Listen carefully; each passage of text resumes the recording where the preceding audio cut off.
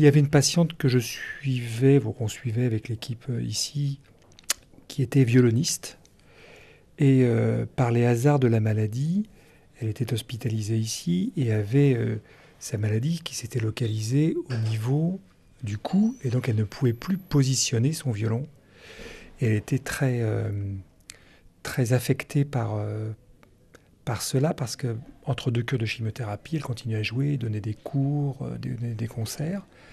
Elle était hospitalisée, elle était vraiment pas bien. Et en discutant à la visite, un jour, on lui demande, mais qu'est-ce qui vous ferait vraiment plaisir?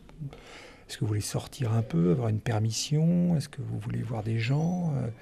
Et elle nous dit, non, ce qui me ferait vraiment plaisir, c'est que des gens viennent me jouer de la musique dans ma chambre.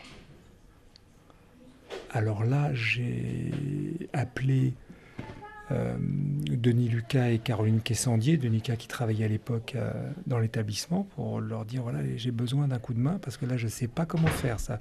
Le médicament, il n'est pas dans le Vidal. Je ne sais pas comment je vais me débrouiller. Et donc, ils ont contacté un certain nombre de musiciens du conservatoire et de l'opéra qui ont accepté l'idée jusqu'à ce qu'ils sachent quel était le nom de la personne. En disant, mais elle est terrible, c'est une prof terrible qui nous a martyrisés tous pendant des générations. Jamais on va oser venir jouer dans sa chambre. En fin de compte, ils ont accepté de venir. Ça a été un moment d'une émotion extrêmement grande.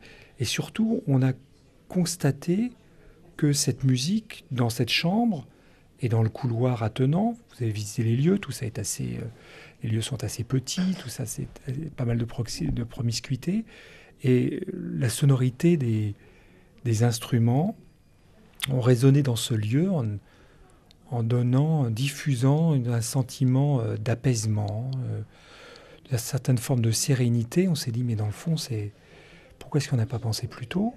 Pourquoi est-ce qu'il faut que ce soit un professionnel de la musique qui nous sollicite là-dessus? Comment se fait-il qu'on n'a pas pensé à ça plus tôt? Donc on s'est dit, voilà, peut-être que c'est intéressant, même pour des non-musiciens, parce que ce qu'on avait ressenti, c'était que ces difficultés, cette souffrance, on peut dire, d'un cancer évolué, qu'on avait du mal à communiquer avec des mots entre la patiente, l'équipe soignante, les médecins, les infirmières, la famille.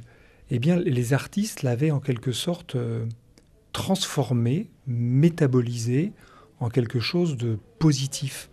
Et on s'est dit, mais voilà, c'est vrai que le nombre de chefs-d'œuvre qui sont en fait le fait d'une grande douleur, une grande frustration, en fin de compte, il y en a plein l'histoire de l'art.